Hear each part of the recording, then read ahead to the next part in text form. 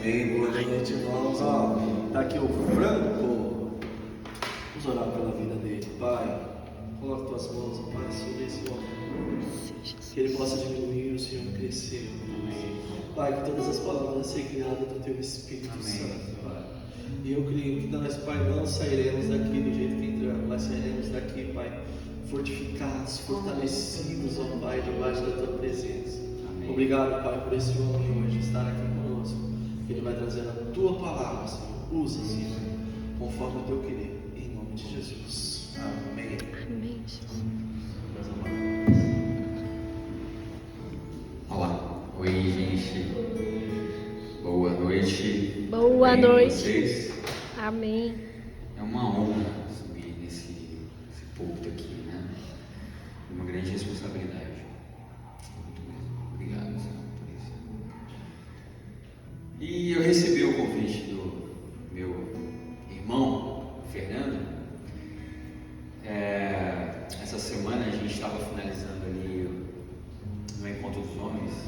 Obrigado. E a gente estava falando sobre a armadura de Deus, sabe?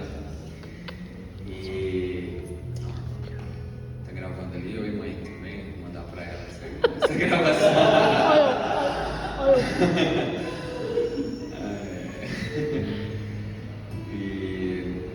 E assim, o Espírito me moveu assim para falar sobre, porque eu estou falando com os homens sobre vestir a armadura, sabe? E, gente, eu tenho só 15 minutos, tá? E até que alguém, vou até colocar aqui, acho que eu já até falando uns 2 minutos. Deixa eu colocar aqui um cronômetro. Então assim, o Fê me convidou, e aí eu falei assim, o que eu vou falar? Só que a palavra, o que a gente comenta ali com os homens é mais direcionado para a masculinidade bíblica, né? Se revestir da armadura, a gente fala, você é um homem de Deus, guerreiro. Mas para homens e mulheres, assim, a gente vai falar sobre, o Espírito Santo falou assim, ó, vença tudo com amor. Vença tudo com amor. Porque assim, o que eu vou falar aqui, claro que não é uma novidade, né? Porque eu sou um crente de alto calibre que está aqui, né? Mas a verdade ela é uma só, mas é como um diamante, né? O diamante tem várias facetas. O que eu vou falar aqui é um prisma, você está aí, você está vendo de um outro, e a gente se complementa, né? Não sou o dono da verdade, a verdade é Jesus, não é o que eu vou falar dele hoje. E assim, vença tudo com amor.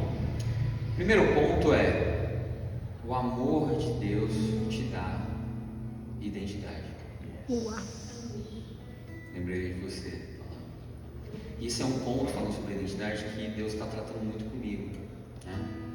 E quando a gente fala de amor de Deus, a gente não tem noção de como é esse amor de Deus, de como ele é infinito, de como ele é impressionante, de como ele é maravilhoso. Ele é inesgotável. É o que nem o salmista fala, o teu amor, ele vai além das nuvens. A tua misericórdia vai até os céus. É só a gente ter essa consciência de que ele é o nosso Pai amoroso. O amor dele é tão grande, mas é tão impressionante. A gente só precisa ter essa consciência. E ele nos dá essa identidade, por quê? Porque nós somos filhos dele. Uau. Gênesis 1:27 fala, nós somos a imagem de Deus. O Pai fala, vamos criar o homem à nossa imagem e à nossa semelhança. Então é para a gente refletir o Pai para onde a gente for, porque nós somos filhos, como João 1 fala, todos aqueles que receberam o poder de serem feitos filhos de Deus. Isso é tão impressionante, e é tão poderoso, porque a gente não precisa mais andar como escravo. Eu estava comentando com o Nivaldo e a Adri ali atrás, cara, fui tão assim, abençoado pelo que vocês estavam falando naquele dia, porque era algo que Deus já estava tratando sobre ser filho, você não é escravo. A mentalidade escrava é aquela que Tudo está faltando. Se alguém for promovido, tá alguma coisa errada. Era para eu ser promovido, né? Não, se alguém trocou de carro, não, mas era eu que era para ter trocado de carro. Sabe? Não é assim. Não é desse jeito. Deus, ele tem abundância. Deus, ele é igual ao Salmo 23, o cálice transborda. Ele é sempre transbordante, a bênção de Deus. Então vai chegar no tempo certo a tua bênção. Por quê? Porque nós somos filhos. A gente não tem que ficar competindo uns com os outros sobre recursos. Os recursos, eles são ilimitados.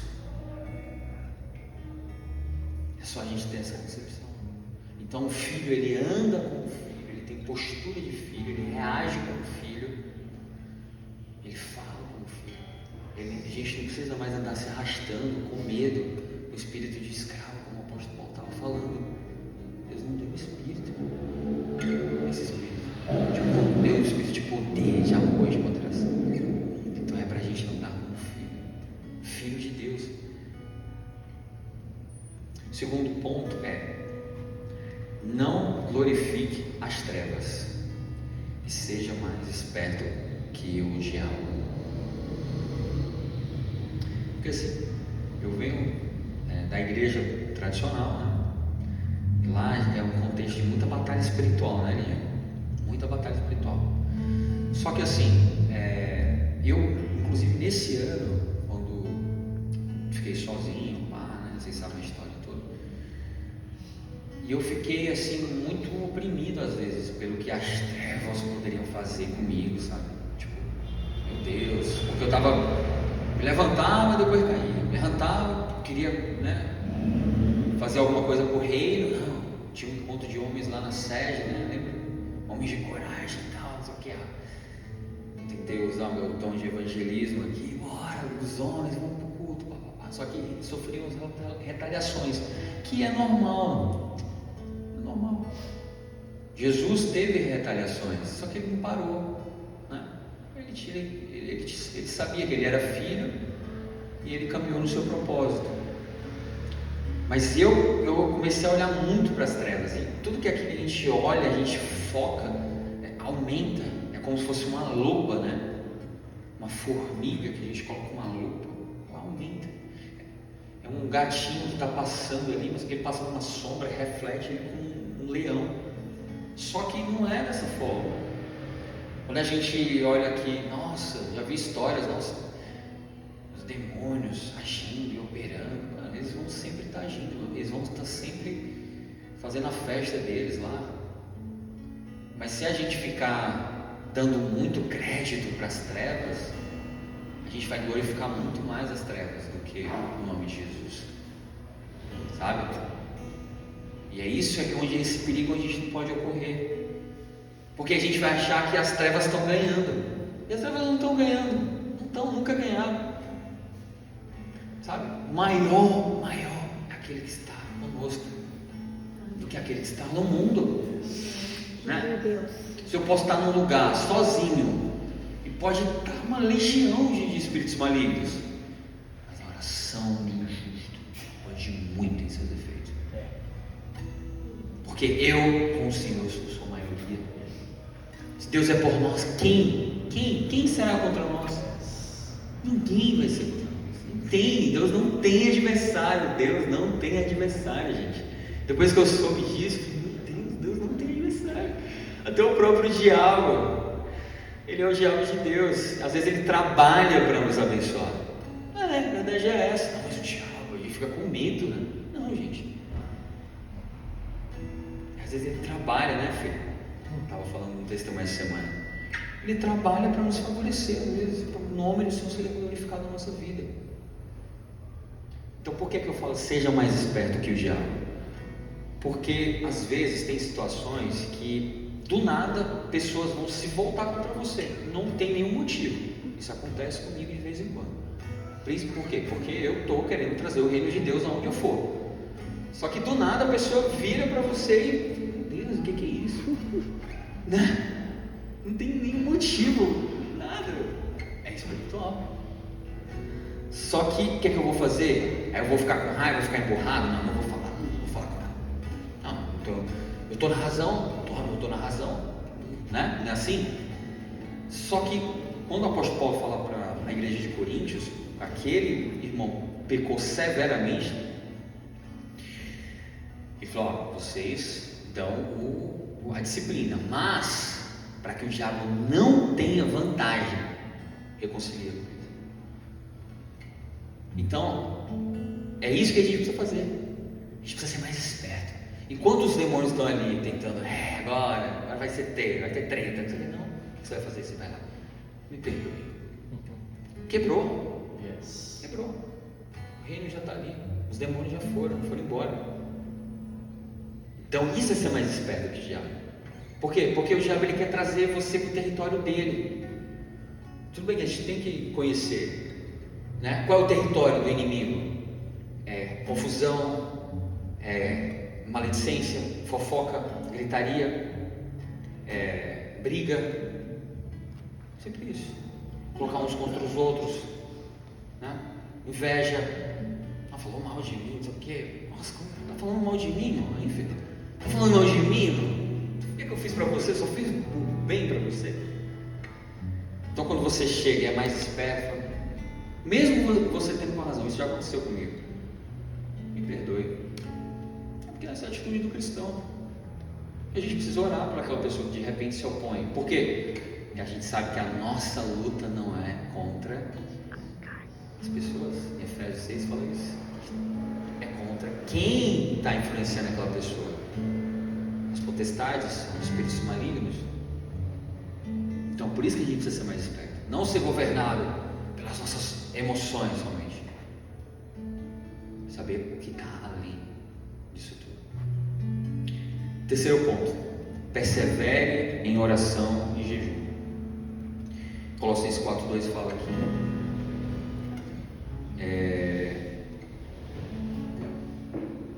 Persevere em oração, vigiando tudo e dando ações de graça. Gente, não há como a gente vencer sem a gente orar. Não há. Eu, a muitas custas, eu aprendi isso. Não querendo ser mais espiritual que vocês, mas olha, parece que Deus me tirou de tudo. Falou assim: vai orar. Então hoje, graças a Deus, eu sou uma pessoa que não tenho muita disciplina, tenho muita dificuldade, mas para oração eu coloco os alarmes, eu tenho que estar lá orando, porque é questão de sobrevivência para mim. Se eu não orar, eu não consigo ter força para estar de pé, para estar pensando, para estar falando o que eu estou falando aqui, porque senão eu vou ser governado pelas minhas emoções. Porque nos pés da cruz é que eu chego lá e me derramo, sabe? Eu falo: Senhor, me ajuda. Eu recebo. E a medicina até fala também, né? Existem benefícios da oração. Eu vi um médico falando, um neurocientista falando que essa região aqui do pré-frontal, ela é muito irrigada quando você está orando. Só o ato de você dobrar o joelho e fazer assim, está num momento de gratidão, meu Deus, isso acontece um festival de coisas boas assim, na sua mente, no seu cérebro. Isso a gente não estou nem falando de fé, de Bíblia, estou falando de efeito químico, a ciência que fala sobre isso. Então, perseverar em oração é vital para nós. Amém. E jejum também. O jejum é muito importante. Olha que esse ano também eu comecei a jejuar. E é outro nível, né, gente? É outro nível quando você jejua. Quando você sacrifica a carne, né, Fê? Você entra em outra frequência. Até as suas emoções realmente elas são domadas. Mortifica a carne. Você vive no Espírito. É tão maravilhoso viver pelo Espírito, cheio do Espírito. Maravilhoso. E eu quero encorajar, né, vocês. E um outro ponto é: o sofrimento resulta em glória a Deus. A gente está falando sobre vencer tudo em amor. Primeiro ponto: o amor de Deus te dá identidade. Segundo ponto é: não glorifique as trevas, seja mais esperto que o diabo. Terceiro ponto: persevere em oração e jejum. Quarto ponto: o sofrimento resulta em glória a Deus. Porque eu não sei se falaram isso para você quando te chamaram para aceitar Jesus, mas a vida com Jesus é bênção, mas tem muita prova, tem muita luta, tem muita batalha. A vida do cristão é uma guerra, né? E existe sofrimento. Quero ler com vocês em 2 Coríntios capítulo 4, verso 8.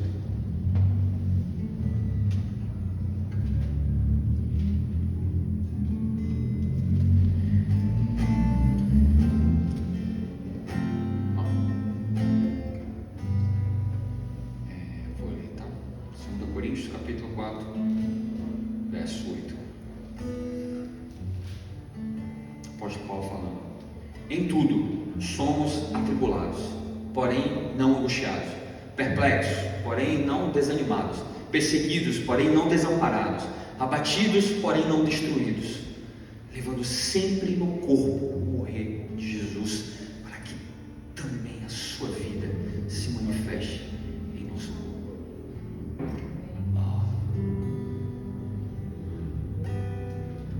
Tem uma versão que fala assim: carregando o sofrimento, a morte de Jesus. Então, quando você tiver dores no seu corpo em relação a aflições, tribulações, perseguições, pensa nesse versículo: eu estou levando o morrer de Jesus, a morte de Jesus, estou participando do sofrimento da morte de Jesus. Isso está sendo transformado em glória, está sendo oferecido como sacrifício vivo. Então há uma glória nisso. Nos gloriamos nas tribulações, Romanos 5, o apóstolo Paulo fala sobre isso, porque as tribulações produzem perseverança, fortaleza, você se torna mais forte a cada prova, cada luta, cada batalha, e no final você vai vencer em amor. É no amor que a gente vence. É o amor que eu recebo do Pai, que eu sou amado, que eu sou filho, e o amor que eu vou transbordar isso para as pessoas. Eu vou impactar as pessoas através do amor. Nós seremos conhecidos através do amor. Não é na força do ódio, como as pessoas falam. Não, é na força do ódio. Vou trabalhar na força do ódio. Nem que seja na força do ódio, não existe isso, irmão. É na força do amor mesmo que a gente vai trabalhar, que a gente vai conquistar, e a gente vai romper. É na força do amor, não é na força do ódio. A força do ódio é as trevas que trabalham nessa frequência aí. Faz um teste. Quando bater o medo, quando bater a ansiedade, deixa Deus derramar o amor dele. Agradeça por isso. A ansiedade vai embora no instante. Bateu o medo, bateu a ansiedade, bateu a aflição. Senhor, obrigado por ser filho. Obrigado pelo que o Senhor já fez, essa boa obra na minha vida. Já está fazendo a cada dia. Muito obrigado. É isso, gente. Obrigado. Glória a Deus. Aleluia. Vamos aplaudir. Obrigado.